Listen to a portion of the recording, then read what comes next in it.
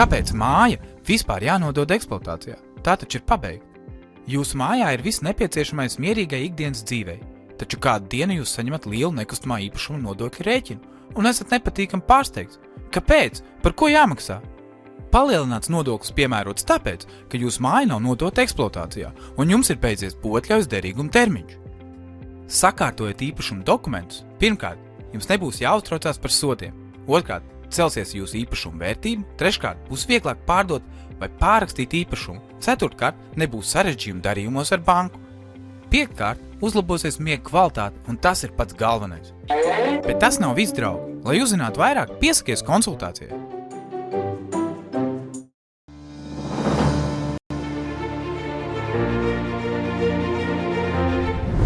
Nesaskaņoju piebraucamo ceļu ārpus īpašuma teritorijas. Vai varēšu māju nodot eksploatācijā? Jūs gribat nodot māju eksploatācijā, izpildīt visi obligātie nosacījumi, taču nav izbūvēts piebraucamais ceļš. Māju nevar nodot eksploatācijā, ja tai nav izbūvēts piebraucamais ceļš atbilstoši būvprojektam. Bet tas nav viss, draugi. Lai uzzinātu vairāk, piesakies konsultācijai.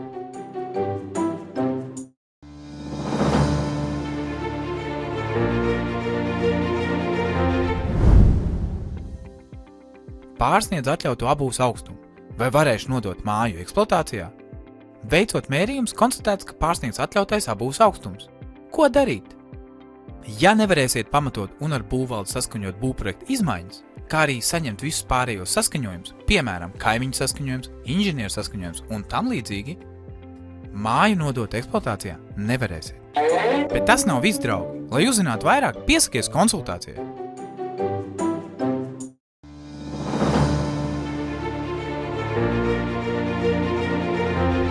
Ko darīt, ja vēlies uzbūvēt šķūni? Vai arī tam vajag projektu?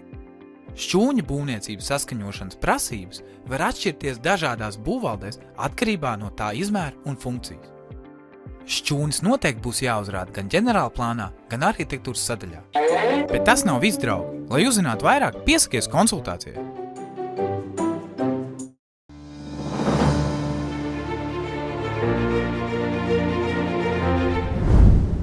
Vai man ir visi nepieciešamie dokumenti, lai objektu nodotu eksploatācijā?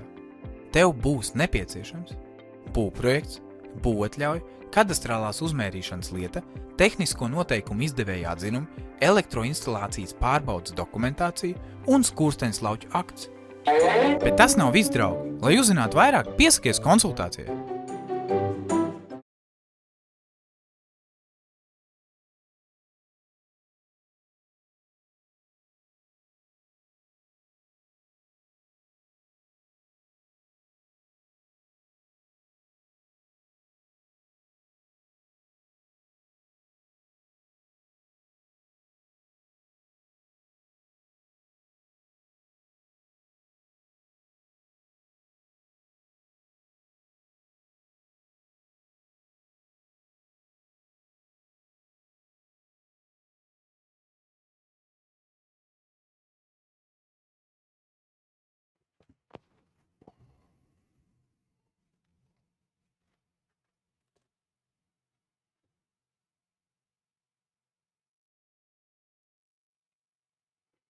Sveiki!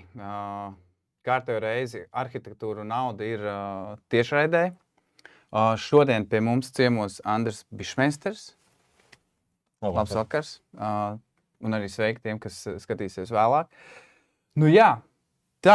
Pirmo reizi mēs esam noķēruši studijā attīstītāju, kas mums ir liels prieks, jo tāpēc, kad ne visi grib runāt, tur ir naudas lietas, bet mēs sakām arhitektūra un nauda, tur ir tieši tas, kas ir jārunā. Tā ir tā lieta, kur arhitekti un attīstītāji pēc mūsu prāt nereti nesaprotās. Un aiziet katrs savu ceļu un nonāk pie tā, ka vai nu projekti ir ļoti ilgi, velkās gadiem. Es saprotu, ka tu pie tādiem esi arī strādājis, un varbūt tu vari nedaudz īsi pastāstīt savu backgroundu, kāpēc tu zini to, ko tu runā, un ka ir vērts to paklausīties. Jā, labvakar. Es esmu caurēm būvnieks.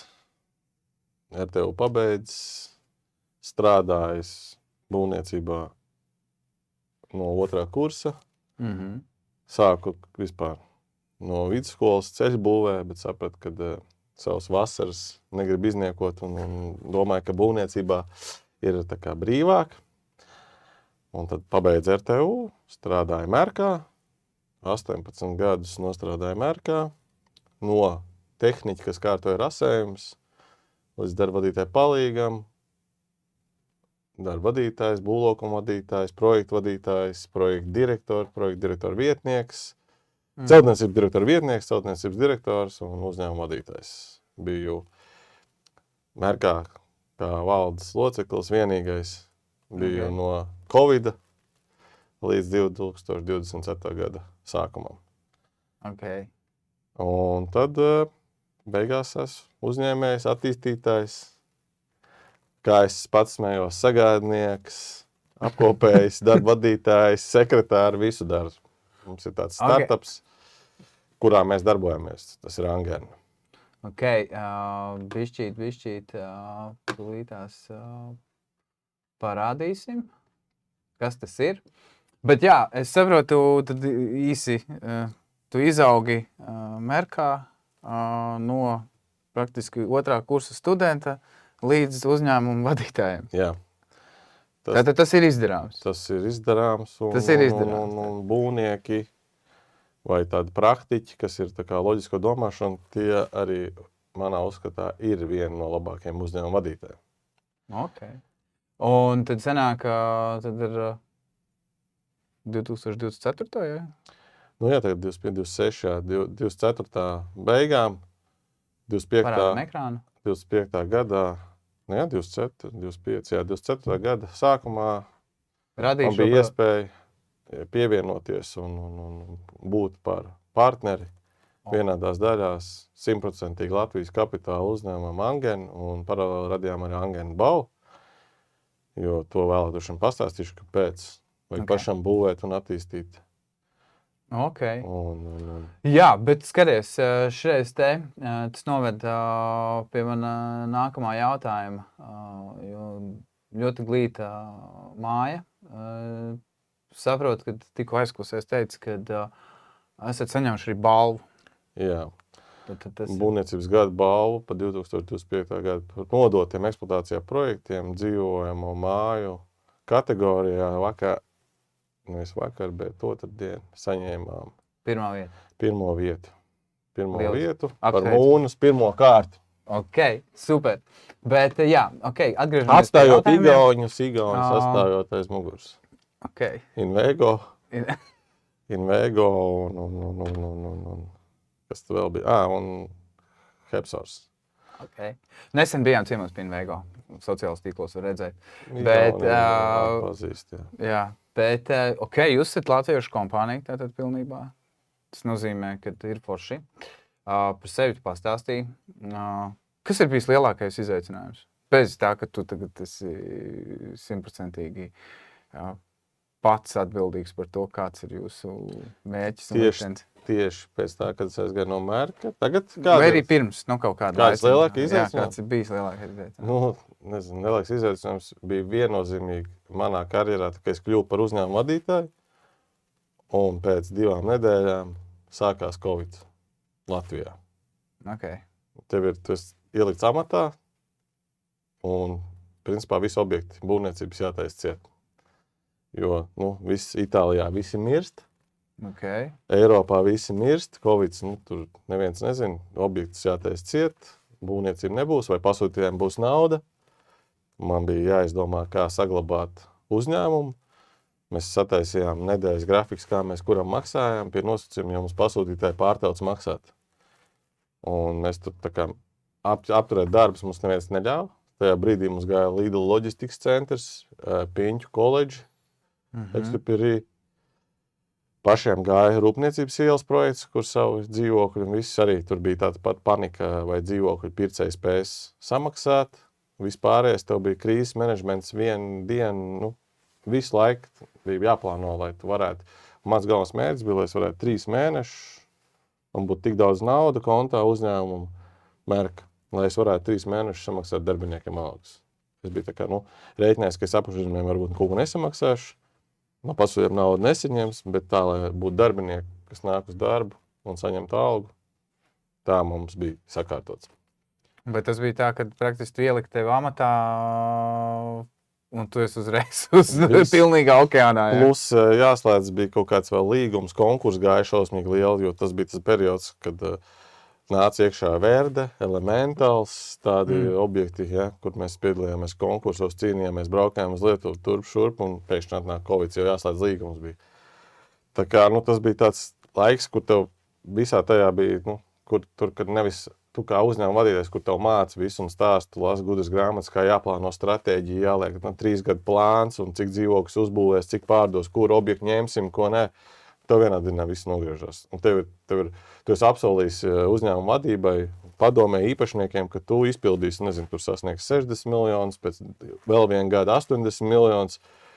Tu vispār to visu nomet malā. Tas, ko tu visu tur smuks grafiks sataisīji, kā tu tūlītās attīstīsi uzņēmumu, kā palielināsim portfeli, tu vienkārši to vispār, tu par to pat pusgadu nedomāji. Okay. Tu vienkārši tev tas vispār nebija dienas kārtībā, kā man likās, kā es vadīšu uzņēmumu, ja, kā es smuku sēdēšu, kā man viss būs sakārtots. Es nodarbos to, kam mēs maksāsim, šitam nemaksāsim. Mēs nekad mērkam tādu sistēmu, nekad nebija, jo nauda vienmēr bija un ir. Tur bija tiešām nebija jādomā, mēs varējām maksāt ātrāk, maksājām ātrāk. Un tad bija tāds pēkšņi, mums jāsāk skaitīt. Tas bija man tāds karjerā tāds lielākais gan pacēlums, ka man ieliek kā vienīgo uzņēmumu vadītāju tajā laikā. Principā tā arī tur 4 gadus, ja, no 20. gada līdz 24. Okay. Pabeidzu ar finanšu pārskatu gadu, martā pabeidzu savu karjeru Merkā. Un tieši sanāca 18 gadi, vēl bišķiņi varbūt pietrūk, bet būtu 18 gadi tajā uzņēmumā. Okay. Tā ir tāda apsveicama pieredze, un tas nozīmē, ka ir bišķīt kaut kam iziet cauri. Jā. Bet kā tu atskaties tagad uz to pieredzi? Varbūt nav uzreiz gluži par tēmu arhitektūra nauda, bet tēma ir tā, ka tas liek domāt par to, kā tu pats pateici, tiek domāt, kā tu dzīvos turmākos 3 mēnešus kaut vai, bet tagad? Kā tas uz to visu skatoties, kad tagad jāiziet tam cauri? Es varu pateikt tā, ka es uz to, tu jau arī projektē, tu jau saproti, ka tev nav jau tā, ka šitā mēs uzzīmēsim, tad mēs saskaņosim, tad mēs sāksim būvēt. Tur pa vidu ir vieni amerikāņu kalni. Jā. Un būvniecība ir tieši tāds pats process. Un šis bija tā, es principā jutos īstenībā, tas man bija tāds excited, bet es jutos ļoti labi. Jo tā ikdiena lielās būvēs, lielos objektos, tev viņi ir ļoti līdzīgi. Tu saplāno vienu, tev tur kravu neatved, nezinu. Nepareizo kravu atved un tev tur ir, katru dienu tur risina menedžmenta problēmas ar visādām tukšumiem, kāds neatnāk, kāds neizpild savus līgumus. Tev ir vienkārši problēma, tev ir 3 risinājumi. Šeit bija tas pats. Protams, tas viss tā vēsture un igauņu uzņēmums, tas, kas ir igauņiem, tā finanšu pratība jau no pirmās dienas, kad tu seko līdzi, tu katru dienu zini, kur tu atrodies, ciparos, naudā, laikā, un tā tiklīdz tu kontrolē naudu, tad tu vari ietekmēt kaut kā laiku. Okay. Labi, jautājums tad pa tēmu. Kā tu vērtē, kāds līmenis ir Latvijas arhitektūrā? Kas ir arhitektūra? Tā ir ēka. No āras, no iekšas. Ok, tad kā tu vērtē arhitektūru no āras Latvijas līmeni, kā tu vērtē arhitektūru no praktiskuma Latvijas līmenis un kā tu vērtē arhitektūru kā nozari, kādā līmenī mēs esam? No arhitektūra Latvijā es teikšu, ka nav jau laikam tik daudz tās vietas, kur tu baigi var izpausties. Viss ir Rīga diezgan blīvi, jau vēsturiski sabūvēti, bijuši kaut kari, kas nopūstījuši, bet mums tā arhitektūra vēsturiskā ir pietiekami daudz un plaša, kas arī, tā kā mēs tādi jaunie kvartāli, kādi bija paredzēti tur Ķīpselā, vēl kaut 21. gadsimta būs, mums baigi daudz nav. Tāda kopēja arhitektūra ir projekti, kas man ļoti patīk, ir projekti, kas varbūt, es teiktu, ambīcijas mums trūkst, bet es domāju, to ambīciju un to arhitektūru nosaka baigi kāda ir tirgus ekonomika.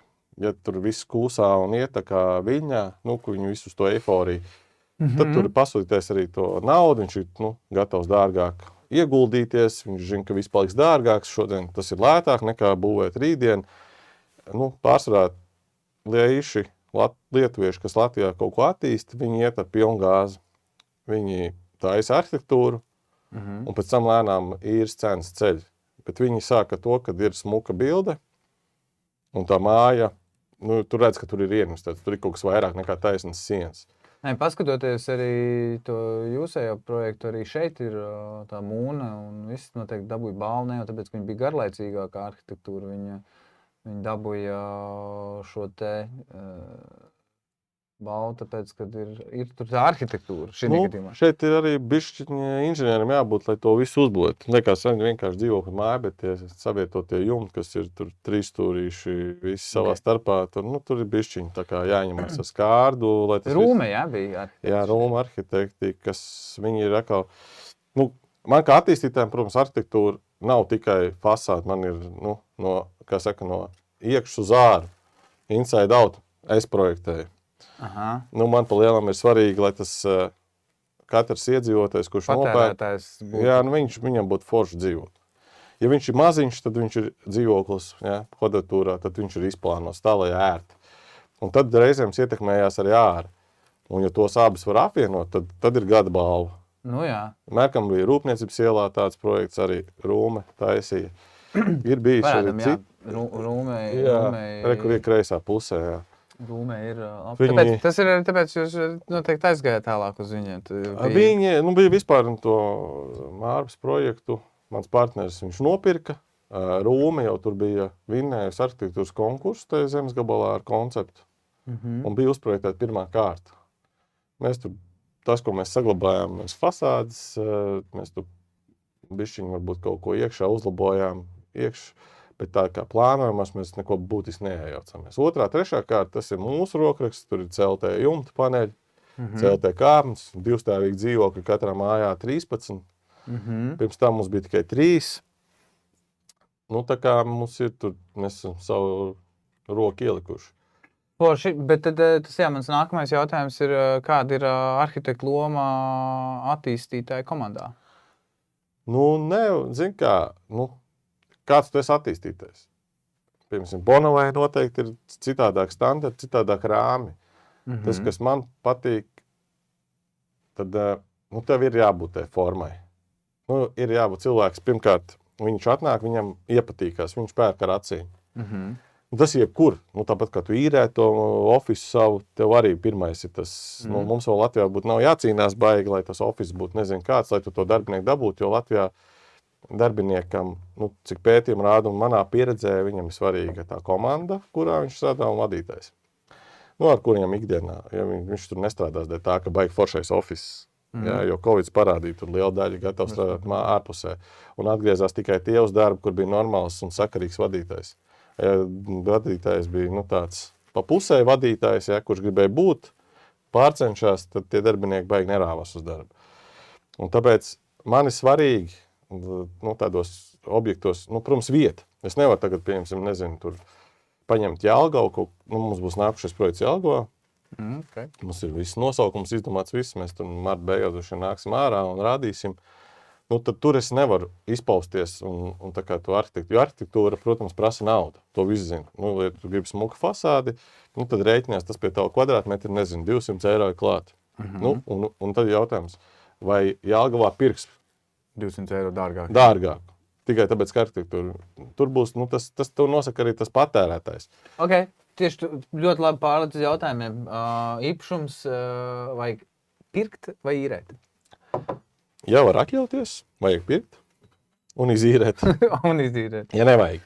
Bet, man 3 gadus apkārt mēģināja pārliecināt visi attīstītāji, kad bankas un kad Latvijā jaunā paudze tikai īrēs. Vairs neviens negribot, tiesības nevajag, ir bolti, kāršērings, viss.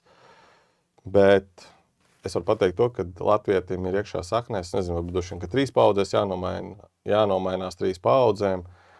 un tad varbūt mainīsies, bet principā viņš ir gatavs paīrēt, bet visi grib savu. Visiem vajag savu. Viņš varbūt gribētu māju, tas latvietis, bet viņš māju tagad ir grūtāk jau dabūt.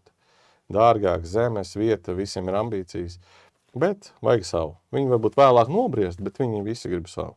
Es nezinu, tāpēc, varbūt īres mājas ir labas, jo visi nevar atļauties, viņš gribētu. Jo tur bija arī aptaujas, Merka laikā taisījām, ir tas cilvēks grib savu. Un ko mēs redzam, mēs esam pie tām ziemeļu valstīm, mums ir diezgan līdzīgas tās tradīcijas ar Zviedriem, varbūt mums nav tā finanšu pratība tik labi, bet tā ideja tāda pati viņiem arī. Viņi pērk, viņiem valsts dod Zviedrijām no noslēpums uz 100 gadiem kredītu. To viņi pēc tam manto. Un tev atļauj 2, 3, bagāta valsts, daudz naudas, viņi nesatraucās. Un tev ir katram ir gan vīram, gan sievai savs. Tad kopā paņem kredītu, nopērk māju, tos dzīvokļus tikmēr izīrē, kamēr bērni padzīvo mājā, bērni izaug, kādam bērnam atstāja māju, paši aiziet uz dzīvokli apkārt Stokholmas centru. Latvijā tādi cilvēki, kas labos darbos strādā, domā līdzi, viņi iet prom, bet kaut kad viņi grib atgriezties. Jo Rīgā ir daudz smukas mājas, un es jau pēdējo pusgadu, es braucu pa centru, tad es kādu braucu čomu vai paziņu mašīnā, es saku, paskaties uz logiem. Visi pabrauciet pa Valdemāru ielu, paskaties, viss tumšs vakarā. Ja cilvēks ir mājā, jābūt gaišs. Tas nozīmē, ka tukši dzīvokļi, kādam ir mantojumā, vēl kaut kur, viņš pat nezin, ko darīt. Mums ir, tā ir tā problēma. Bet savs, es domāju, kad ir kaut kādā brīdī tevi savs, kaut kādā brīdī īrē, jo īres tirgus arī šausmīgi karsts. Mums tur Mārupē, tur nav problēma izīrēt. Mums ir klienti, kas investē, kas pērk, tur ir nedēļas jautājums. Viņš pēc tam uzreiz izīrē viņu. Jā. Tur ir vispār. Ok. Tad, saka, tukši logi, tad cilvēki nav, vai viņi kaut kur pazuduši, vai vēl kaut kas. Rīgā 10 000 iedzīvotāji katru gadu paliek mazāk. Rīgā. Jā, tas ir Mārupa aug un piņķi un babītes un ādaži. Jā, bet tad kas traucē, kavē attīstīt Latvijā nekustamos īpašumus? Zini kā, nekustamais īpašums iet roku rokā ar ekonomiku. Piemēram, tagad Stokholmā bija pagājušajā gadā aizbraucis, tur celtņi vairs nav katrā stūrī, nebūvē. Tur ekonomika arī pieslāpusi, noskuņojums ir pieslāpis, viņi ir diezgan tādi depresīvi, un līdz ar to tirgū nekas nenotiek. Daudz mazāk mājokļi, vispārējais, vietējie darbinieki, un Latvijā ir līdzīgi, vienkārši ekonomikā ir tas. Šodien iznāca tas rādītājs, ka Somijā laimīgākie cilvēki, bet tas ir pēc kā mēra. Viņi ir laimīgāki. Es domāju, ka tur pareizi būtu laimīgāki, bet viņi nav laimīgākie. Jo viņi ir tieši tādi paši, kā latvieši, visi tie baltieši. Mēs esam līdzīgi mājās, vairāk gatavojam ēst. Arī baigi uz ielām nē. Okay. Kāpēc mēs atpaliekam tad no Igaunijas un Lietuvas? Mums jau patīk tikai mērīt jaunos, pa būvniecību un pa attīstību patīk mērīt jaunos dzīvokļus. Nē. Jauns uzbūvēts dzīvokļus. Ne tikai tikko par investīcijām, apgūtajām investīcijām. Nesen vēl bija taisīts aizliegtais paņēmiens vai de facto taisīja ritīgi un tur ir reiz 2,5. Skaidrs, katrai valstī bija savu stratēģiju. Igauniem bija, viņi visi ar IT, tur viņiem Skype, Bolts, viss, kas ir. Un lietuvieši pateica, ka viņiem būs tā stratēģija Fintech, viss tur Revolūts, bankas, tur ir Barclays banka, tur ir ļoti daudz tās, kas aizņem, kam vajag visādus share offices, darbiniekus, kas ir biroja darbinieki. Mums jau arī tie biroja darbinieki jau ir tie, kas reāli, tie, kas sēž jaunajos ofisos, tie potenciāli dzīvokļu pircēji un ekonomikas sildītāji, kas iet kustās, viņi saņem, viņi labi jūtās, viņš komfortabli jūtās, viņš zina, ka viņš var atrast darbu citur.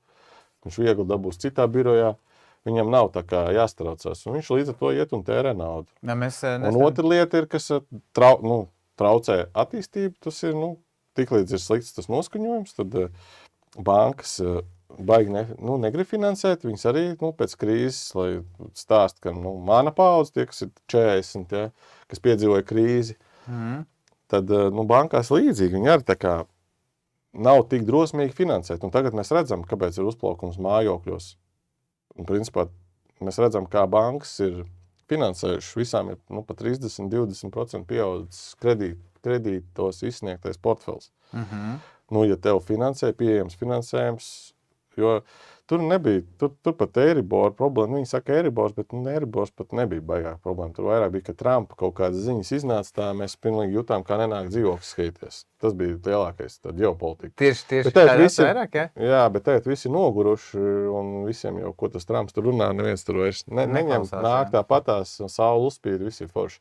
Bet es domāju, ka kopējais noskaņojums, ja tirgu, jo paši pat tās mazā patēriņa preces jau mums tur kūsā un viss notiek depo, Rimī, tur var paskatīties visi tie mazumtirdzniecības veikali, mums visi tie rādītāji, visi kā tur tērē un pērk un tur viss notiek. Nu, jā, bet labi, tur arī būs noteikti inflācijas dēļ arī rādīsies apgrozījums lielāks vai grozs būs pilnāks, tas būs cits jautājums. Un vēl droši vien, ka nevar noslēpt to, ka mums tās aplošņa algas jau kaut kur viņas figurē vēl joprojām.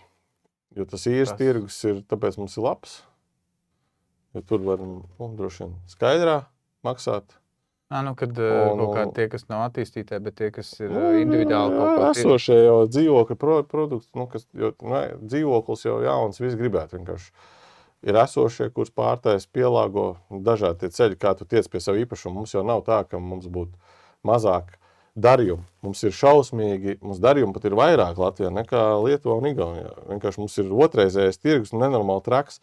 Mums cilvēki ir gatavi pirkt padomu laiku mājas, tā kā 3 reizes, 4 reizes, viņam ir vienalga, viņš ir pērk viņu. Tas, ka viņam jau ir 50 gadi, viņam tas neuztrauc.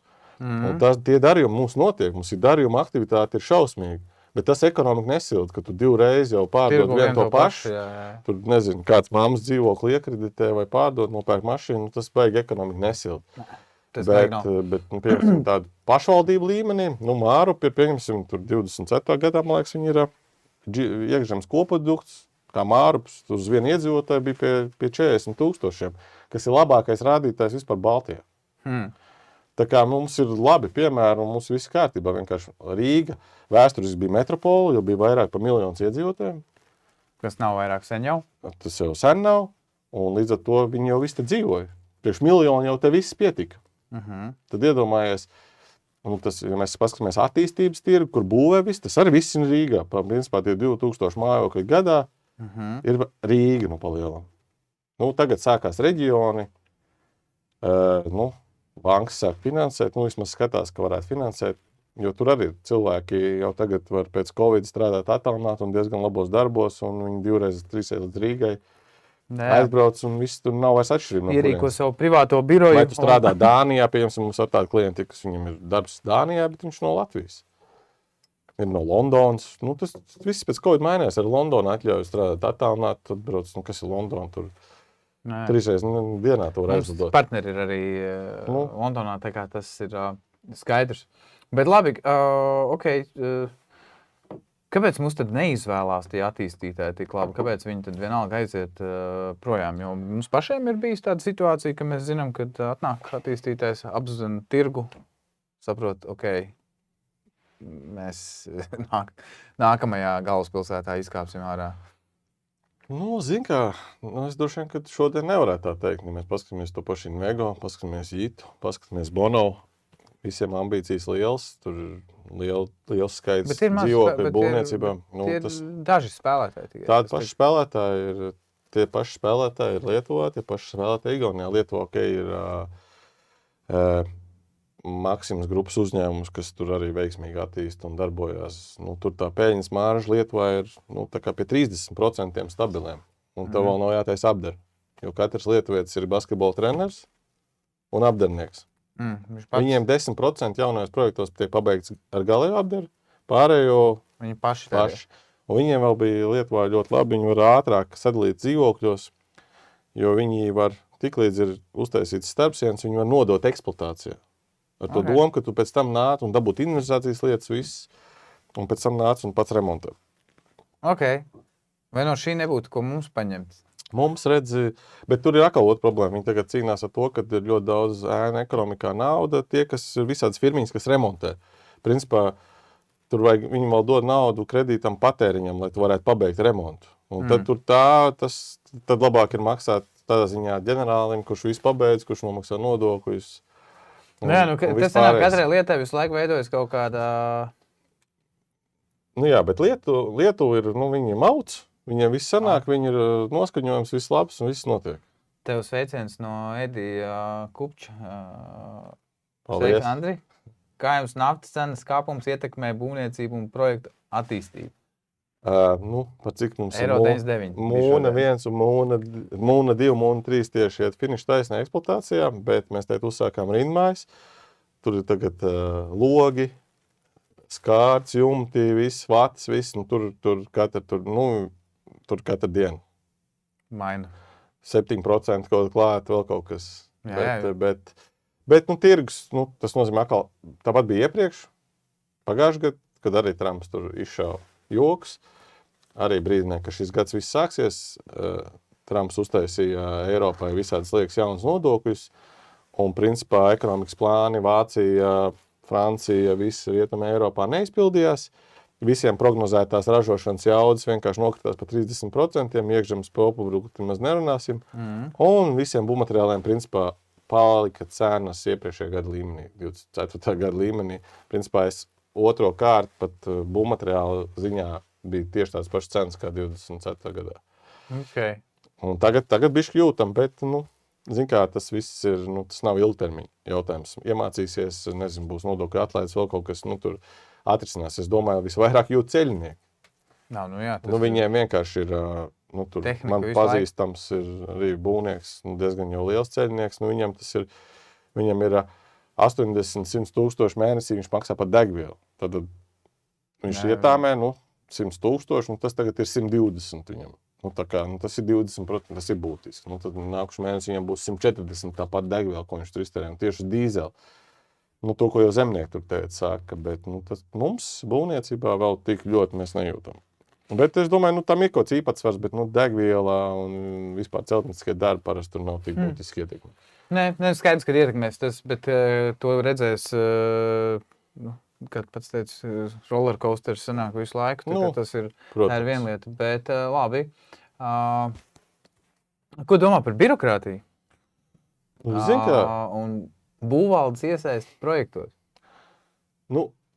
Ir labi piemēri, ir sliktāki piemēri. Es domāju, ka kādreiz bija trakāk, sarežģītāk. Katra pašvaldība mēģinājusi. Tās pašvaldības, kas izsalkušākas, tās tev gaida un ievelk iekšā un uzticās tev, ka tu nāc kaut ko labu un izdarīs. Un tad ir pašvaldības, kas uzskata, ka viņi zina labāk, kā vajag. Un tad es mēģinu no savas puses tagad, es esmu tāds tipisks attīstītājs, tēt jau palicis ne būvnieks. Ja, būvniekam kādreiz tā bija tā kā pasūtītāja vairāk problēma to būvot cīnīties, jo tu atnāc stadijā, kad jau tev ir dokuments, tev bija jāiesniedz tikai pāris dokumenti, lai tu varētu sākt. Tad man ir tā, ir tā, kad es stāstu, es saku, vai tad, kāpēc jūs domājat būvot, ka jums ir jāizlem, kas būtu jārada? Vai tad es kā attīstītājs, gribu tiešām kaut kādu sūdu radīt, tā kā, lai man nepirkt, tā kā es, piemēram, kāpēc jūs liekat tik daudz pārkings un pie pašām durvīm? Es saku, bet aizbraucat uz lielveikalu, pirmais stāvs, daudz stāvu pārkingā ir pilns un viss meklēs vēl vietas. Neviens neliks augstāk. Es saku, vai tad jūs gribētu nopirkt dzīvokli un nākt no blakus stāvvietas daudz stāvu? Veigo tā ir, starp citu. Mēs redzējām, dzīvē jau ir visādi, tev nav vietas, un tas ir ekonomiski pamatot, bet ja tev ir daudz zemes, tas cilvēks, viņš ir, tāds ir radīts, viņš ir slings, un viņš to grib, un tevi jārada priekšpircēji, mašīnas taču arī, elektriskās mašīnas tagad lēnām mainās domāšanu, un tā tālāk, bet tas arī varētu būt hīts, ja? Tas var būt hīts. Un, protams, ka tagad tie, kas ir elektromašīni, tie visi priecīgi, viņiem tarifs nemainās, viņu elektrība maksā plus mīnus, pat tagad saule sākus sildīt, biržas cenas lejā, ūdens griež, HES strādā, viss ir forši. Šādos brīžos viņi ir elektromašīni, visi tēt viņi priecīgi, es domāju, tur tādām fūrēm tas pātrinās jautājumu, kad tas tādas situācijas pasaulē droši vien, kad elektroauto palīdz. Jā. Bet tā būvvaldes pieredze, zin kā, parasti tas ir, tur būvvaldē ir viens tāds cilvēks, kurš ir, kuram liekas, ka viņam obligāti ir jāpasaka tas savs viedoklis un obligāti ir jātais tā, kā viņš grib kaut kas. Tu, piemēram, vienmēr kaut ko var ziedot, tur, nezinu, tu gribi, tur, lai bruģis tur būtu vai kaut kas. Tādas lietas tu vari lai tas izpildītos, tu izdarīsi. Bet tā kā ir liels naudas iesaistīts, es zinu, tur bija Akropola, kas ir 100 miljonu objekts, tas droši vien maksā kāds 130. Es domāju, tiešām tas bija 18. gads un 30% klāt. Tad tur bija tā, ka tur beigās bija jānodod tas objekts, tur bija gan piebrauktu estekādi, gan krustojumi entie. Un tur bija vienkārši tā, tu ej pēc saskaņām atzinumu uz satiksmes departamentu, viņš bija ārtelpas vidas. Jā, Viņš saka, klausies, vajag 4 luksafors uzlikt. Mēs tur ģem plānā kaut kur bijām ar roku pierakstījuši, ja tur vajadzēs kaut ko, tad jums jāuzliek. Forši, tagad 70,000 vienkārši mēnesi pirms nodošanas jūs pasakat, jūs varat uzrakstīt garantijas vēstuli, viņi tā mērkam saka, vai pasūtītājiem, bet tev ir 100 miljoni ieguldīt, tagad 70 miljonus, skaidrs, ka tu izdarīsi, jo tu esi iespiests krūspīlēs un, tu esi naudu paņēmis, tu maksā. 70,000 neizdarīt. Protams, neatvērt veikalu, kur tev ir nāk miljoni iekšā, mēnesī. Tas piemērs vienkārši, kāpēc attīstītāji, un tā būvvaldes tāda patvaļa kaut kādā brīdī, tie uzstādījumi, ka tu katreiz nevar saprast, kas ir, kas nav, vai tāds šoreiz derēs, pirms mēneša tev saskaņoja, tev pēc 2 nāc tev neskaņo. Okay. Un beigās ir tā, ka tev jau tur naudu, tu esi aizņēmies, zemes nopirci, zem tu parasti nopērci, 3 gadus iepriekš, tad tu, kamēr tu saliec Excel, saproti, ko tu tur labāk uzliks, tad, kad tu esi sapratis, tad tu ej tā kā prasīt, vai šito var, tad varbūt tas minimālais sastāvs ir labs, bet, kā mēs sakam, man bija pieredze Mārupē, kad mums bija minimālais sastāvs saskaņots, un tā, ka bija jāiet tehniskais projekts, pagājuši gadu pavasarī, martā gribējām uzsākt būvniecību, aizjām, viņi saka, neizpildās tur daudz lietas, kuras iepriekš bija atsevišķi saskaņotas, viss izrunāts. Viņi saka, bet saskaņojām, bet tagad vairs nesaskaņojām. Tad mainījām projektu, taisījām lāču pakaļs, mums ir vienai māja, jūs redzēsiet nošķelt tāda. Jā. Tikai tāpēc, ka izdomāju, ka tāpēc, kad veidojās 1,5 metru uz blakus zemesgabala pārkinga, kas ir mūsu zemesgabals un otrs projekts 3. kārta, 1,5 metrs, varbūt nākotnē kāds iedzīvot, cits jau nevar, māja būs pārdota, sadalīt tomēr maz daļas, zem pieder visiem. Jā. Un nākotnē varbūt kāds iedzīvotājs no blakus mājas, uz viņu mašīnas spīdēs ēna, nebūs tā saule, ja? Un viņš varēs iesūdzēt būvāt. Ka ir saskaņots, kad gaismas bez maz vai gaismas servitūtu vajadzētu nodibināt. Mēs nodibināsim gaismas servitūtu. Tas ir, ka tu nodibini, ka tas nebūs saule. Ja? Cilvēkiem vajag izteikt, ja nav saule uz zemes gabalā kaut kādā dienas daļā, uz pārkinga blakus. Ja? Mēs tādu piņķos tagad darām. Jā. Un tad tas nozīmē, ka tev māja vai jāņem stāvs nost, pabīdīt tu nevari, jo nav vietas, jo ir blakus māja jau, tu starp trim. Bet tad, ja tu taisi kādu kompleksu, es domāju, tā kā, es domāju, nav tie normatīvi uzrakstīt, katram projektam viņi neraksta. Un vienkārši, ja sēž taisns cilvēks, tad vienmēr būs problēma ar būvvaldu, ar izpratni un vispārējo. Reku, par to lietu es tāpēc gribēju, es tieši domāju, būs ļoti politkorekti atbildi, tāpēc es pārfrāzēšu. Es jau jūtu, ka vajadzēs savādāk uzdot. Pārfrāzēšu jautājumu par būvvaldes iesaisti. Ko domā par to, ka būvvaldes darbinieki piedalās projektu izvērtēšanā par to, vai tas ir labi vai nē, bez iepriekšējas pieredzes attīstīšanā un vairāk gadījumās arī bez iepriekšējas pieredzes projektēšanā? Jā, tas ir tas jautājums, kad izskat projektu? Problēma jau, to jau var redzēt arī, piemēram, pašvaldībās, kā viņi tieši tādā pašā līmenī viņi tā kā mēģina paši attīstīt kaut kādus savus projektus, ka tas ir bezgalīgi ilgi, jo viņiem ir ļoti labi, viņi saņem algu visu laiku. Tu kā attīstītājs rēķini to. Tev vajag ātrāk izdarīt, mazāk darbinieks ātrāk tiek pie citiem darbiem, viņam nav, tā kā viņš nevar 2 gadus iet pa būvvaldi staigāt un mēģināt kaut kā to saskaņot. Un tā jau ir tā problēma, tāpat ir tajos pašvaldības projektos, kur viņi paši mēģina, mocās un nepaņem profesionāli. Tāda ir tā likumdošana, kad būvvaldē ir liela vara un viens zīmogs, tas nozīmē to, ka, un tev, tā kā mums pateica, tad ejam tiesāties. Ja? Tā kā bija būvvaldē Mārvis tāds jurists, viņš saka, jums jāpierāda, ka tā, viņš tā apsēja, viņš saka, jums jāpierāda, ka tā nav. Es saku, bet kaut kā pa vidu, tā kā, ir balts, melns, pelēks. Un tad ir grūti tādiem. Mēs esam šī karavīgi, jo tāpēc, ka mēs esam sapratuši, ka nauda ne jau būvvalde rada naudu nozarē, ne jau tas, ko saka otrais tirgus rada naudu. Nauda rada attīstītāji, tie, kuri grib investēt, prot finanšu pratību, piesaistīt līdzekļus, prot salikt. Un ja tos cilvēkus, kuriem tagad ir nauda, iedēl tavu, jums naudu, jūs sliktiet, tad jūs tur paši darīsiet, ko gribat, tad mēs jūs tagad kontrolēsim, kā jūs to darīsiet. Nu jā, tas būtu tagad, tu aizēji pie plastiskā ķirurga, tu viņam maksā, un viņš saka, nē, tev vajag šitādu seju vai šitādas krūtas vai kaut ko pilnīgi citu. Nu, tur arī mēs maksājam nodokļus, mēs pārdodot dzīvokļus, piesaistam, piemēram, tur 40 dzīvokļus pārdodot, rupi sakot, 100 jauni iedzīvotāji. 100 jauni iedzīvotāji, pašvaldība saņem diezgan daudz, mēs tur rēķinājam, tur principā sanāk, jo viņi, protams, vienmēr prasa, kāpēc jūs rēķināt tik daudz, es saku, tāpēc, lai šādu dzīvokli nopirktam cilvēkam vismaz abiem diviem, katram jāsaņem 2000 uz rokas. Tad viņi 2000 saņem, tas ir 4000, no 4000 vismaz kaut kāds pusotrs tūkstots atnāk nodokļos. Puls nerunāja par nekustamā īpašuma nodokli. Jā. Kur atkal, Jelgavā viņi teica, ka viņi plāno ieviest tādu jauniem projektiem tieši otrādāk, kad tev jaunais projekts uzbūvēts energoefektīvs, viņi tev 3 gadus iedzīvotājs atbrīvo no nekustamā īpašuma nodokļa vai samazina tur uz 30% tikai. Kas būtu arī forši. Jā, kur motivēt, jo viņiem nav. Vienkārši Rīgai un tādam pie Rīgas pilsēm viņas ir, tā kā jau viņam ir viss piesātināts, viss labi, viņiem nav nekāda mehānisma, viņiem ir un attīstīties mēģina viņus pārliecināt.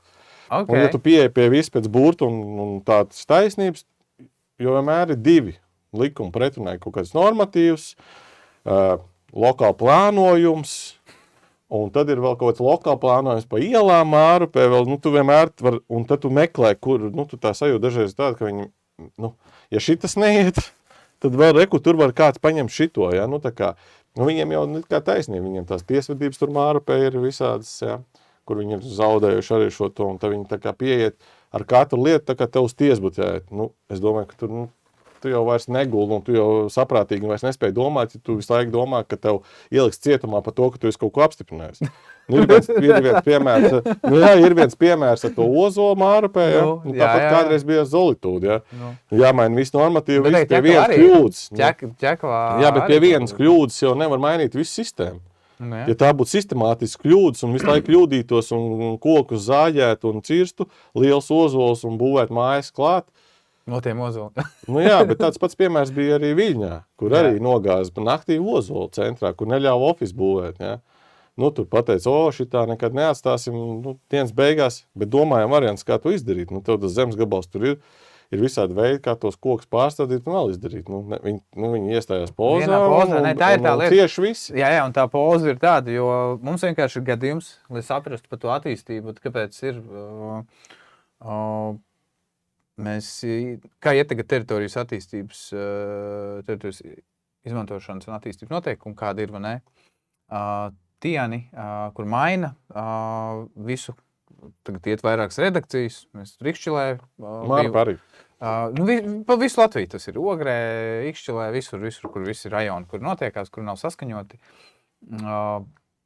Un bija arī intervijā Roberts Kalfiņš, Killen Baltica, dzelzbetona konstrukciju ražotāji, un viņi ir attīstītāji no Zviedrijas. Un mēs viņiem palīdzam Ikšķilē.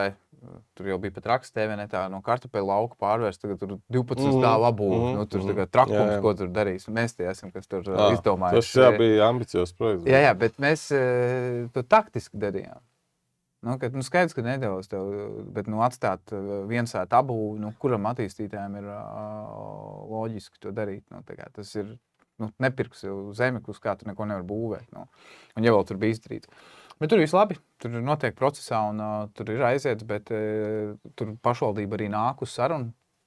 Tā kā, ja skatāties, kāds no Ogres, paldies jums, jūs ejat uz kontaktu, kas tiešām labi ir, ka viņi aicina, grib diskutēt un kad viņi saprot, ja tas ir tagad nenotiksies pēc 10 gadiem, tā tik un tā būs nauda. Tas ir pilnīgi cita lieta. Bet Tukumā ir pilnīgi pretēja lieta. Mēs esam iesnieguši 4 gadus atpakaļ. Mēs pēc 4 gadiem saņēmām atbildi, ka beidzot gribu satikties. Tas ir, es biju pagājušā vasarā tieši Zviedrijā un Gēteborgā. Tur arī tas ir tā kā Mārup, bet viņi atvēlējuši kaut kādu pilsētu, pilsētā, jā. Tur 30,000 kaut ko, bet viņi atvēlējuši tādu tā kā mazu centru, kur ir tā kā gājā iela, apakšā ir kafēnīcas, veikali vēl.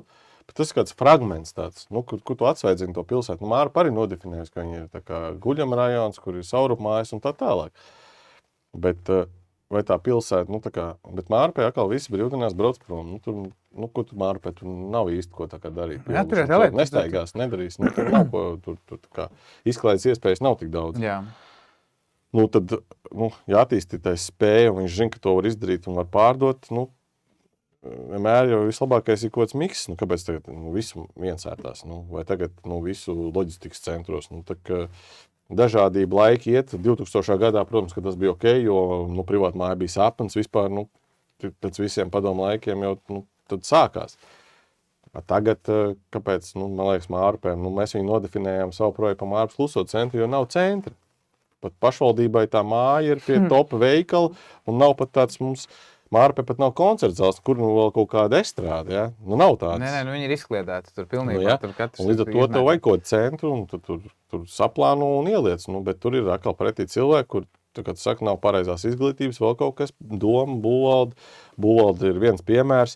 Tagad vienā Mārupē nav vietā, kur likt mašīnas visiem, ja, iekšā. Viņi saka, ka vajag 2 uz 1 dzīvokli, 2 pārkingus, 2 stāvvietas. Es kā attīstītājs, un es zinu, man tur vēl ir attīstītāji, kuriem vēl jau šodien nav pārdot vispār. Visas auto stāvvietas, kas ir tavā teritorijā. Dēļ tā, ka vajag pusotru. Man pašam ir 40 dzīvokļi, pārdotas 50 stāvvietas.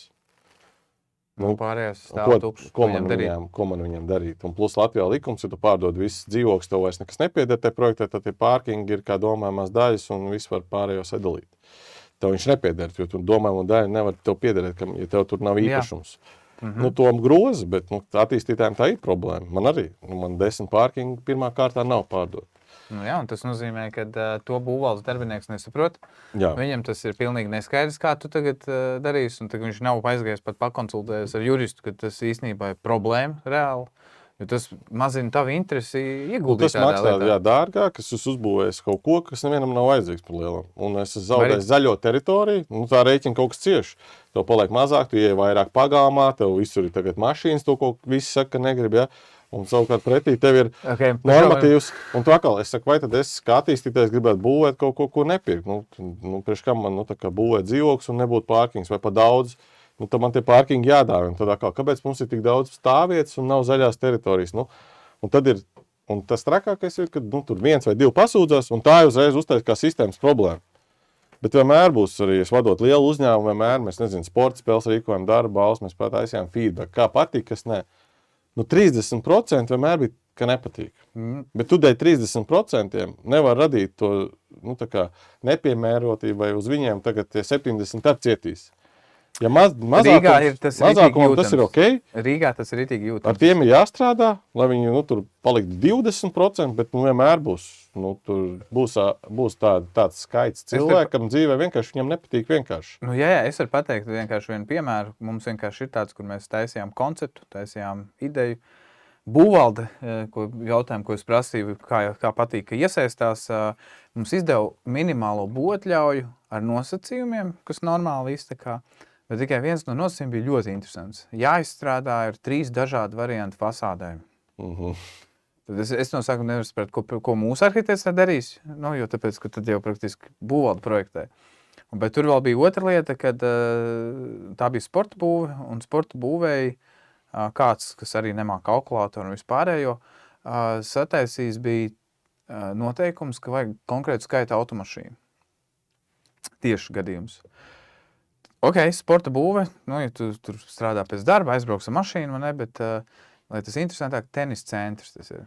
Un tenis centram, ja kāds nezina būvvaldē, tad tenis centrs ir ar lieliem laukumiem, kur spēlē maksimums 4 cilvēki. Jā, nav tad daudz. Jā, tur nav daudz. Tas nav komandas sporta veids. Ja ir, tad ir 2 cilvēki pret 2 milzīgā laukumā. Lai tā kā saprastu. Mums sanāca tā, ka ja arī visi atnāk un visi laukumi tiek aizņemti, mums ir 20 mašīnas vajadzīgas. Mums vajadzēja pēc aprēķina gandrīz 100. Un visu viņi pasaka, nē, un tur nav racionāls domāšanas vai saprašanas. Vai jā, tas nozīmē, ka jāpaņem pusi no laukumiem nost, lai tu varētu uzlikt mazāk pārkingus. Jā.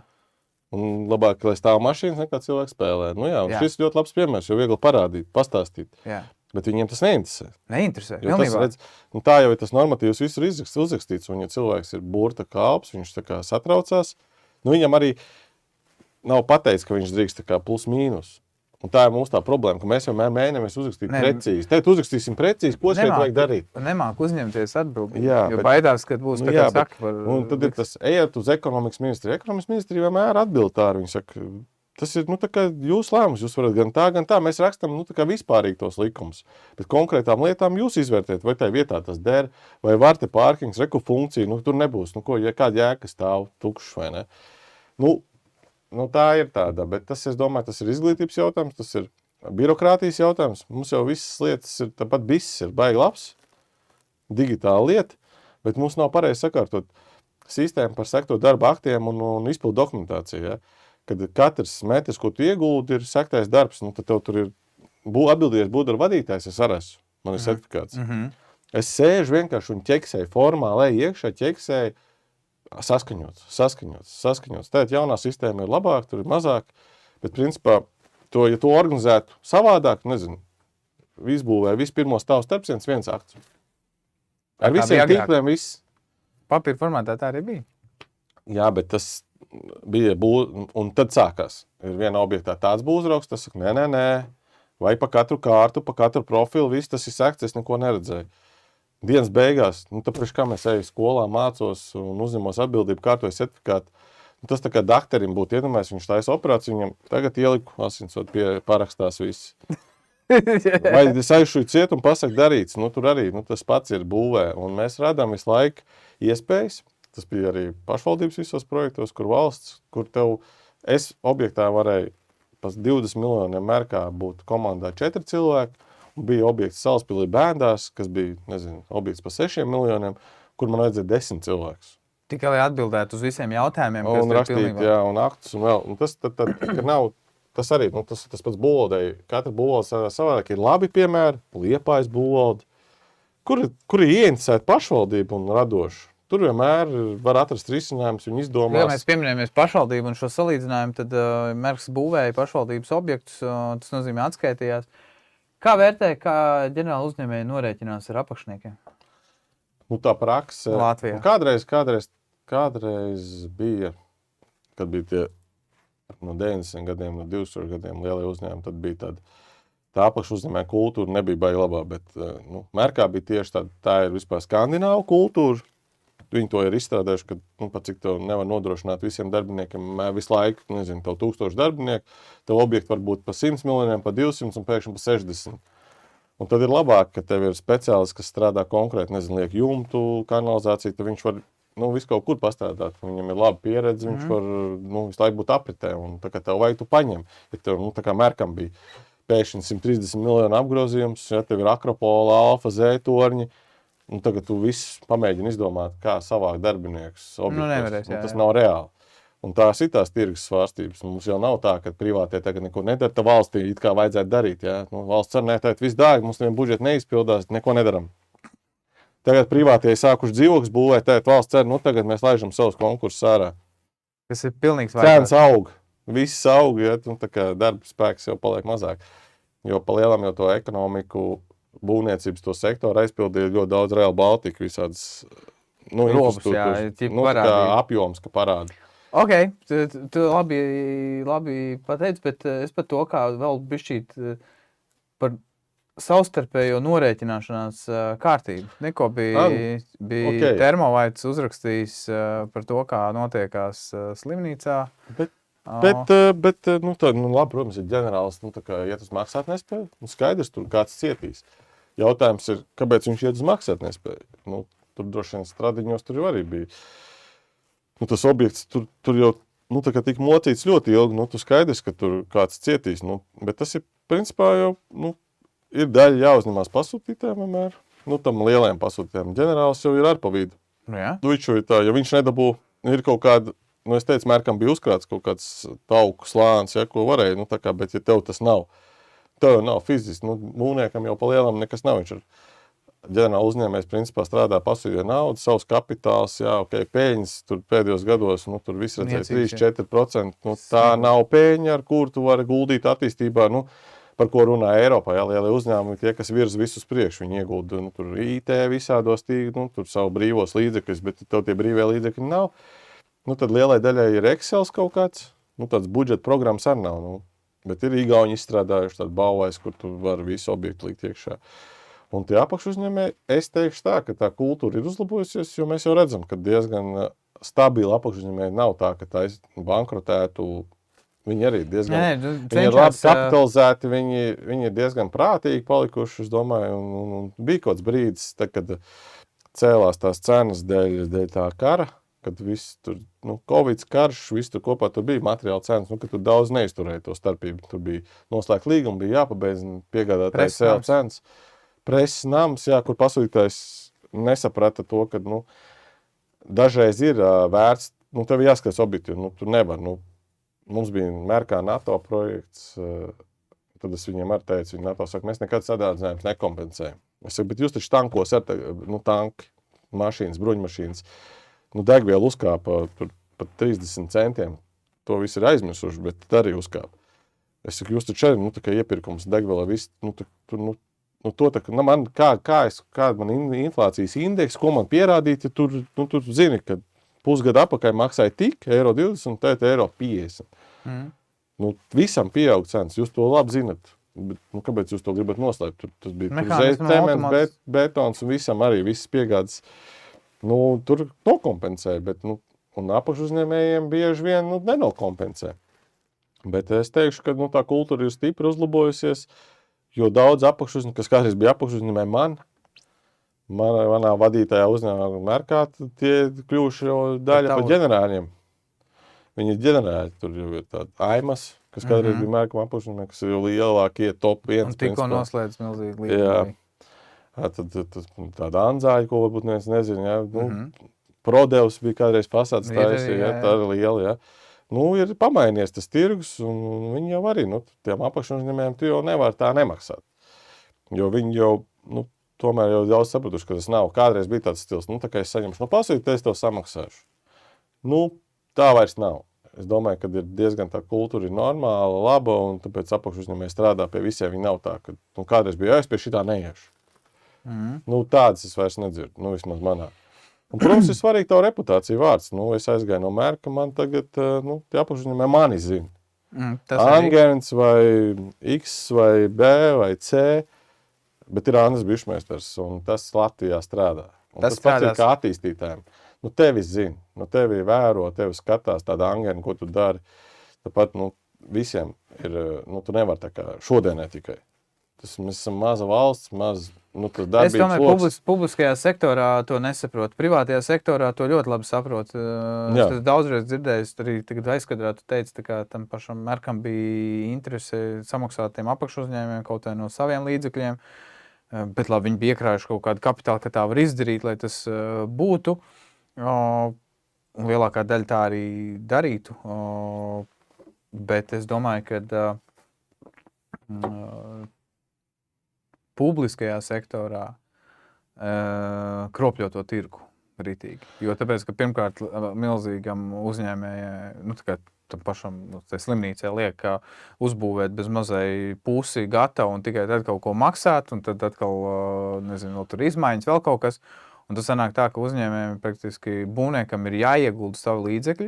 Loģiski, ka viņš tad nevarēs visu ieguldīt, viņš meklēs apakšniekus, kur tad var sadalīt to, reducēt to visu to lietu.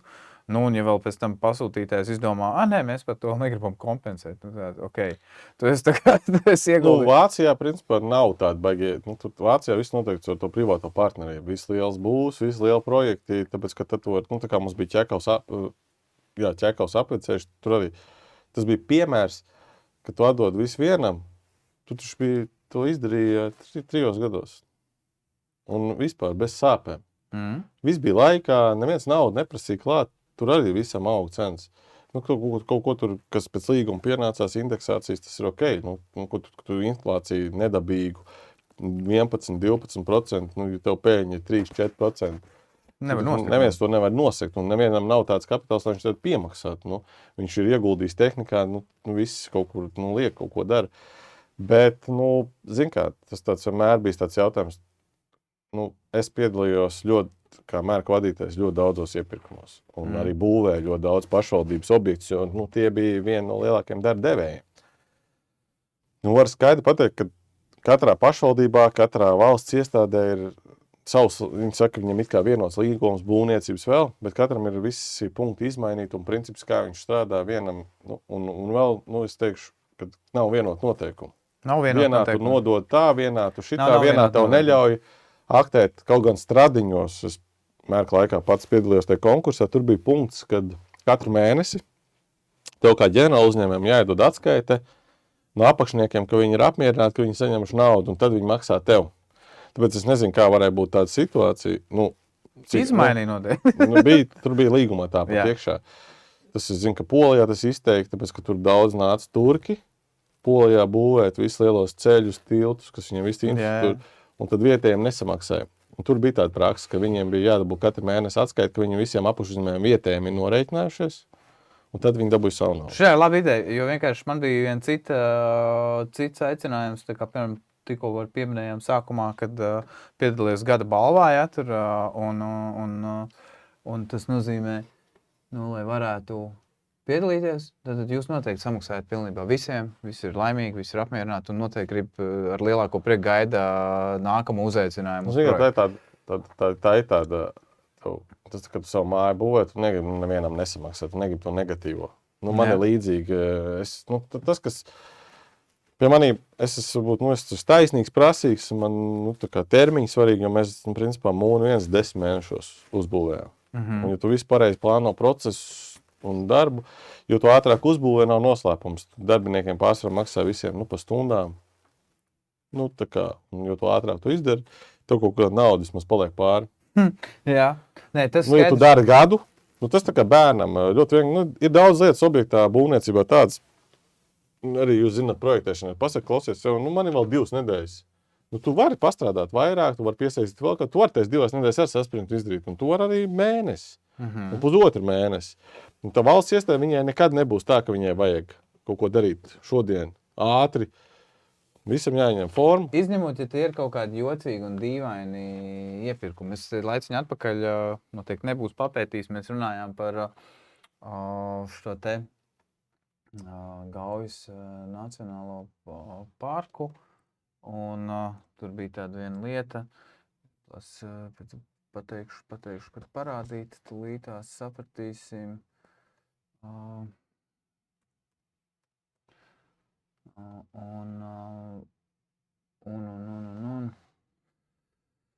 Kur, es arī padalījos ar to termovaitu situāciju, jo tāpēc, ka tas bišķīt sāpīgs jautājums, bet kur ir? Bet, protams, tas nav pareizi, un Stradiņi tur stāsta, ka jāiet pie ģenerāla uzņēmēja, un viņi tiesas vinnējuši, un es tā kā tās virtuves, visas tās apakšuzņēmējas zinu.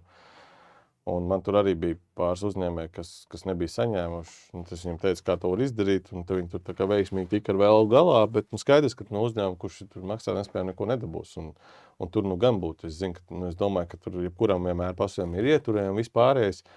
Un viņš var objektīvi arī ekspertu pasaukt, un eksperts var pateikt, ka tas darbs ir izdarīts un par to būtu jāmaksā. Un es zinu, ka tiem pasūtījumiem ir tie līgumi. Stadiņiem točiem bija līgums tāds, ka viņi varēja maksāt ģenerālās zem vietā apakšuzņēmējiem. Mierīgi. Un viņi vienkārši tur jautājums par to, ka gribēšana, viņi piesedz savus pakaļus, lai nebūtu tur tā kā visi tie ierēģi, jo stadiņiem bija tā problēma viena, kas rada šādu, kad manā uztverē, manā pieredzē, man pieredze gara, būvniecībā, gan kā pasūtītājiem pašam. Tu esi noteikti daudz ko redzējis. Es daudz ko, un es varu pateikt tā, ka kamēr būvraugam alga maksās pasūtītājs, tikmēr nekas nemainīsies pašvaldībās. Jo tu esi beigās kā ķīlnieks, tev vajag no abiem parakstus, būvraugam pasūtītājs bieži vien pasaka, kas viņam jādara. Viņš arī, tas ir tieši tā, viņš arī iedzīts spīlēs vēl, viņš pasaka, tu nevienā konkursā vairs nepiedalīsies, kā to izdarīt, ir daudz veidu. Un viņš saprot, nu kā, dienas beigās viņam maksā. Bet ja būtu kopējs fonds, būvzrauga fonds, nezinu, pašvaldība, tāpat kā BVKB, neatkarīga organizācija, kurai profesionāli, ok, ir privātie pasūtītāji vēl, bet ir kaut kāds projekta inženieris vēl, kas tiešām ir neatkarīgs un saprot un taisnīgs. Nu, tad nevajadzētu iet pa tiesām un cīnīties, kurš drīkst pieņemt kaut kādos rāmjos. Jo mums jau tā trakākais ir, ka tur nav nekāda papildus darba un nekas budžetā vairs naudas nav, bet un neviens negrib atzīt, ka ir kļūdījies un nedrīkst atzīt. Tad viņš uzreiz tiek atlaists un tās kategorijas ir tik smagas, ka viņi visi baidās. Un līdz ar to neviens neko nav darījis, labāk neko nesaskaņot, un tad viss mokās, process priekš neiet, redz pagrabā pelē, tas jau nekas, kad vēl nav objekts nodots, ventilācija nestrādā, nu tas taču ir ok. To viss saprot, bet to uztaisīt kā tādu pasaules problēmu, nu, es domāju, ka jebkurš pagrabs, kurā nav ventilācija, viņš pelēs, tad tur nav vainīgi būvdarba tehnoloģija. Nē, tur galīgi nav. Tas nav klimats nodrošināts, un neapkurinās tev ziemā aizsals caurules. Rekur objekts, kur mums aizsal caurules. Kā tad mēs tā tagad maksāsim? Nu, tā vienkārši sabiedrībai parāda. Jā, nu tiešām slikti tur viss spēlē. Tur droši vien ļoti slikts būvnieks. Jo būvnieks nekompetence, bet nekompetence visur ir. Un reku šāds te gadījums parādīs ekrānu. Es viņam vienkārši baigi pievēršu visu laiku uzmanību, un es viņu tā kā zem lupas turu, un mēs par to runāsim tik ilgi, līdz kaut kas būs, un vakar notiek interesantas lietas. Dabas aizsardzības pārvalde ir izsludinājusi konkursu, kur jāpiedalās praktiski par līguma tiesu, ka tu noslēgst līgumu. To nav ne balva, nekas. Likums nosacīt ļauj to. Tikko bija IUB pārsūdzība tāda, viņi uzskatīja, ka ne, visu dabas aizsardzības pārvalde ir izdarījusi it kā pareizi. Bet nu, tāds konkurss rada bažas, ka tas ir sarunāts konkurss, jo praktiski vai tu startētu un taisītu, ieguldītu 10-15 tūkstošu piedāvājumu sagatavošanā, ja tu nezini, ka tu viņu var vinnēt, jo tāpēc, ka tas ir nu, tu neko nedabūsi. Tas ir ļoti subjektīvi, tur nekad nebūs objektīvi, jo tas patīk, nepatīk. Tas jau... un dabas aizsardzības pārvaldēji mēs uzrakstījām, un IUB tikko bija pārsūdzība, kur uzdots jautājums, protams, slēdziens ir, ka drīkst slēgt līgumu. Viņi uzskata, ka jā, ir it kā izpildīts tas kaut kāds punkts iepirkuma likumā, kad, ja nedod, tad tiek taisīts kaut kāds pāruns, un tad it kā vienojās. Un tur bija uzdots jautājums ļoti labs. Kas notiksies, ja tomēr nevarēs vienoties? Nu, tā kā vienkārši jautājums. Nu, tā kā, piemēram, ka tomēr pa budžets ir pat dārgu tam, kad atkal pašvaldībai nav. Nu, tu nevar vienoties, tātad tu nevar noslēgt līgumu. Bet tas ir sanāk, kā ir pārkāpt likumu. Un širādus soļus uz darbs izdarīts, naudu iztērēt, konkurss ir rīkots un, principā, noteikumiem, kur neviens nezina. Jā, un te ir tā lieta, ka to nespēja tā kā salikt kopā, ka tā kā, ok, jūs esat sev pasargājuši, ka it kā drīkstēja tādu rīkot, bet ir taču skaidrs, ka jūsu budžetā nav tāda nauda, kas būs uztaisīts. Nu, tā kā, tur pat nav jāmin par to, ka jums jau būs pāri, nu, tā kā budžetam. Nu, tā ir mums tā problēma, kad mēģina visi izdomāt, nu, Latvija, protams, nav liela un daudziem visādas paziņas, un ir būvnieku paziņas un projektētāju paziņas, un tad mēģina, nu, kaut kā tur palīdzēt un vēl, nu, bet tas ir akaltni jautājums. Nu, uztais konkursu uz kaut kādu skici, uztais vēl kaut kā tu sadala tās porcijas, nu, uztais kaut ko tu, mēs arī mērka laikā man nāca pasūtīt, viņi saka, es došu dizainu bildi, būvē un zīmē. Es saku, ko tu gribi? Nu, tad mēs pēc tam tur atrisināsim. Es saku, bet izdarām tā, jo es viņam saku, tu jau nevarēsi, es jau tev varu iedot. Es iedodu cenu, kur šito es varu izdarīt, un tad mums ir būvvalde, pašvaldība. Pretī, kas saka, nē, šajā nevar. Un es saku, un tad mēs sākam strīdēties par to, ko es tev esi iedevis, ka to nemaz nevar uzbūvēt, tas maksā tik, vai vispār nereāli. Jā. Nu, tad ir jāpiesaista kaut kāds mazais projektētājs, kas vispār notaust, ko tur var, un tad var ieteikt dizainu bildi. Jo dienas beigās ir tas tavs piemērs, 3 fasādes, un, protams, ka vienmēr dārgākā jau būs droši vien, ka smukākā. Nu, tad jautājums, vai tu fasādi taisi pa 1,5 miljonu, lielam objektam vai pa miljonu, vai arī pa 500 tūkstošiem sendviču apskrūvē, uzliec kaut kādas skārdu lamelītes un viss, Un tad ir tas jautājums, kāpēc mums nav arhitektūras kaut ko. Un ir briesmīgi, ja, viss. Un tu aizbrauc uz tādiem Alpiem, tur pat Lidls izskatās ļoti skaists. Tā kā, viņam pasaka, bet viņam ir skaidri noteikumi. Nu jā, ka tu drīkst ja tev ir skaidri noteikumi, tu jau var tajos rāmjos tur ņemties, bet mēs jau nespējam uztaisīt noteikumus, bet gribam. Visu laiku grib. Jā. Kā tu vari gribēt, tu par to nemaksā. Nu, tas, ko tu teici, ja, kad pašvaldība tev saka izstrādāt to un to, tad, kad tu maksāsi, tad tu noteiksi. Bet es taču neradīšu, man tas viss, tas laiks jau arī tā nauda, un beigās tu visu nospraujies, tu uztaisīs tā, kā viņi grib, un dažbrīd ir tā, ka tu uztais, jūs to gribējāt, kur ir. Bet tur nav tas, bet jūs to gribējāt. Jā. Jo viņi jau nespēja, tas arī objektīvi, viņiem nav ne pieredzes, neko lielā mēroga projektos, Un te tur ir labi saki, noteikti, kad zini Citify tādu... Kur, kas, kad apmēram būs, jā. Jā, ridīgi kruti, ridīgi forša lapa, bet es viņu jau atkārtošos, kāds, kas dzirdējis, es viņu saucu par projektu nekrologu. Kur ir kaut kas... Kuri neizpildīsies. Jā.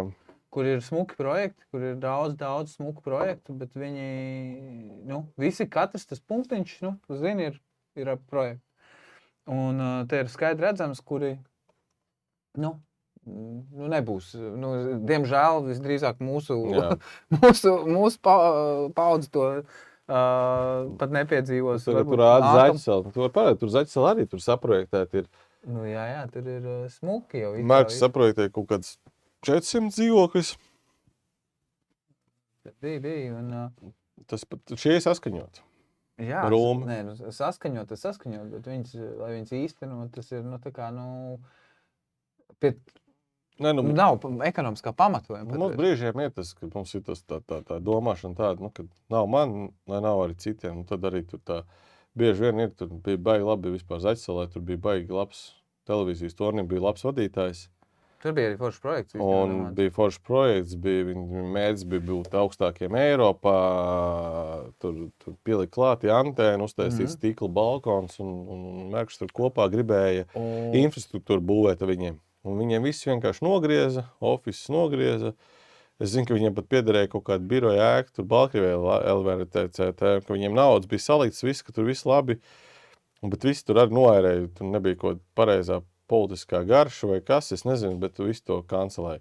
Tādas idejas mums ir daudz, un līdz ar to, tur Merkam bija plāns, tur ielu pārbūvēt, visas infrastruktūra, viss jauns tīkls, un es savu laiku mēģinājums taisīt sapulci ar televīzijas to, viņi saka, ka viņi labprāt, lai viss ir, bet viņiem vienkārši reku iela, jā, ka pīda no promenāda, tā kā mainās ar vietām. Merks izbūvēja visu tīkls ielu un samainās ar zemēm. Uz Merkas zemes uzbūvēja visu no jaunu, un tajā brīdī, kad viss izbūvēts, Rīgas doma atdod to krastu daļu. Kas ir super forši, jo tur tagad ir iela vienkārši, kas sabrukus, un par ko tur viss vēl cīnās tagad pa Munksavas, promenādi, ka viss slikti. Un šeit, principā, privāts uzņēmējs bija gatavs viss sakārtot. Tas iestrēgt, bet, tur, protams, tā kā tu saki, ir grūti.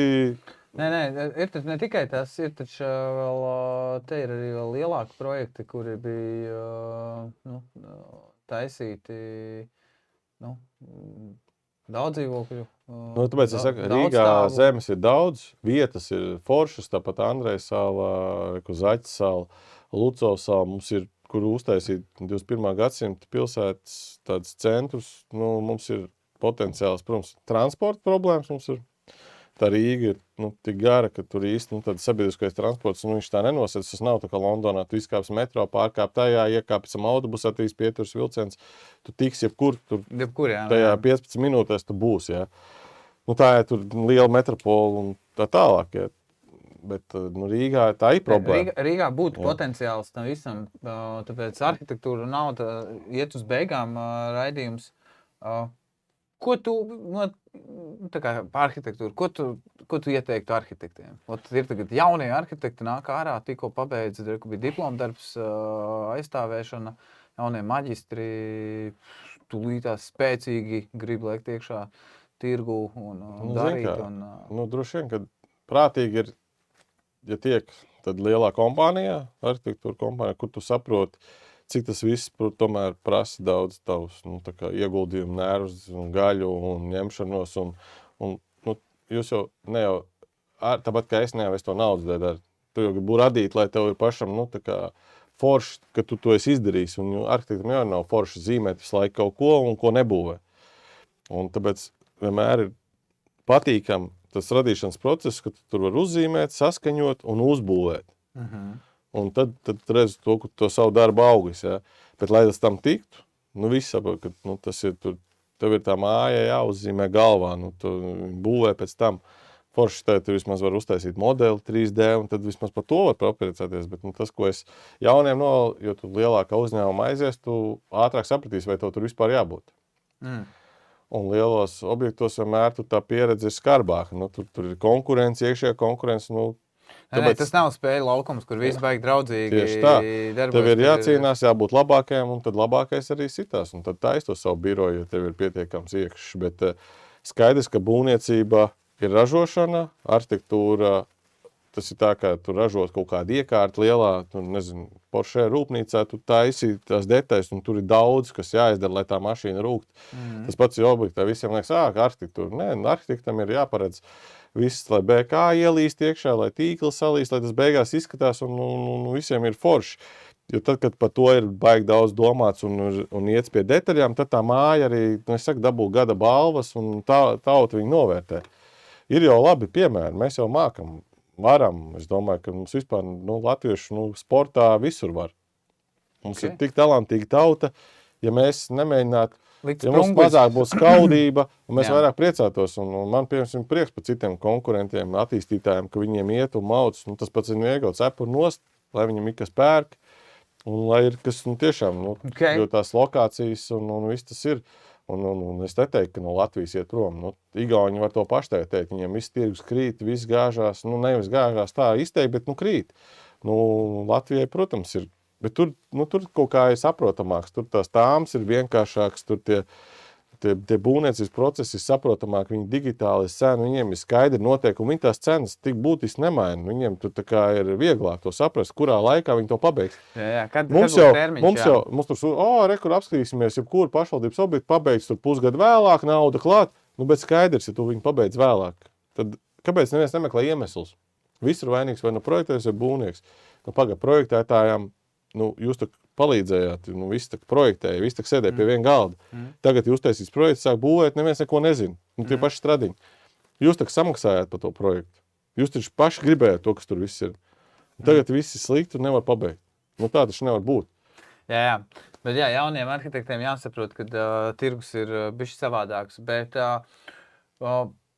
kas man ir palīdzējis pašam, runājot par šo tēmu?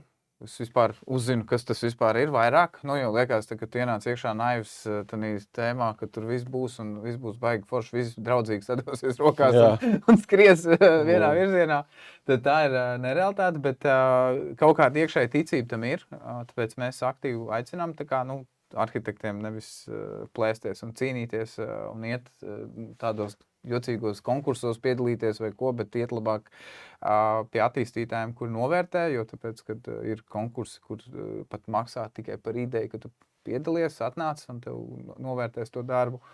Tas ir vairāk, un te varbūt var parādīt, mēs veidojam to, ka tādu komūnu, State Art Business, kur tiekās pa nozari, gan arhitekti, gan būvnieki, gan attīstītāji, vispārējie, un lai tā kā to tēmu aktualizētu, lai visi tā kā būtu nedzīvo kaut kādā savā burbulī, ka tu visi ir vienā tur burbulī un neviens nezina, kas notiek pārējā. Bet nē, tu izlien ārā apskaties, ir lietas, tā kā nav. Un tad tagad nākam... Bet tā jau ir baltiešu problēma, ka mēs tā kā, arī, ja kļūdamies vēl kaut ko, mēs baigi negribam stāstīt. Mēs tā kā kaunamies par to, bet tad neviens neiemācīsies. Neviens neiemācīsies. Tur ir tā lieta. Tas ir skaidrs, ka mums ir tāda problēma. Mēs tur katrs pa sevīm, savas problēmas, neviens nezina.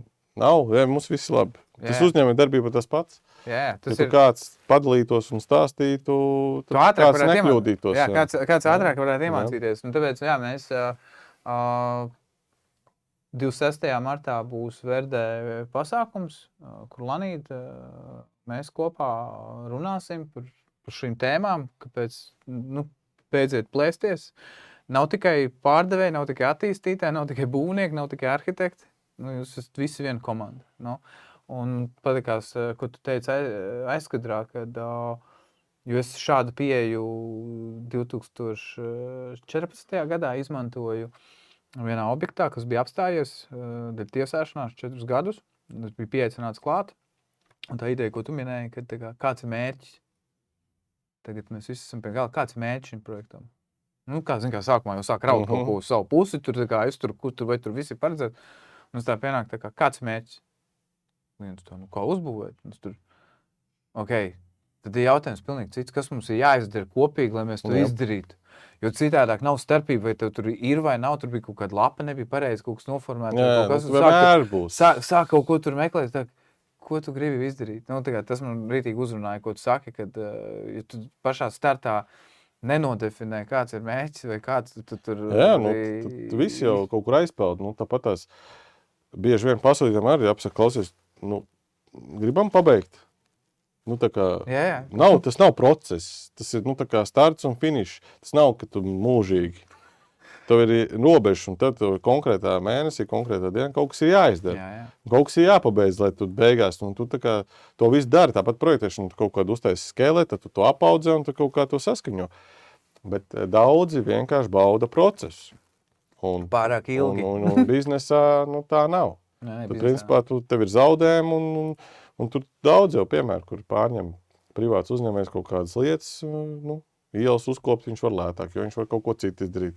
Valsts aparātā ir problēmas, viņiem visur jātais iepirkumu un sarežģītāk. Tu nevar būt tik fleksibls, tev dieži uzliek, un tāpēc cilvēks būtu nogurst.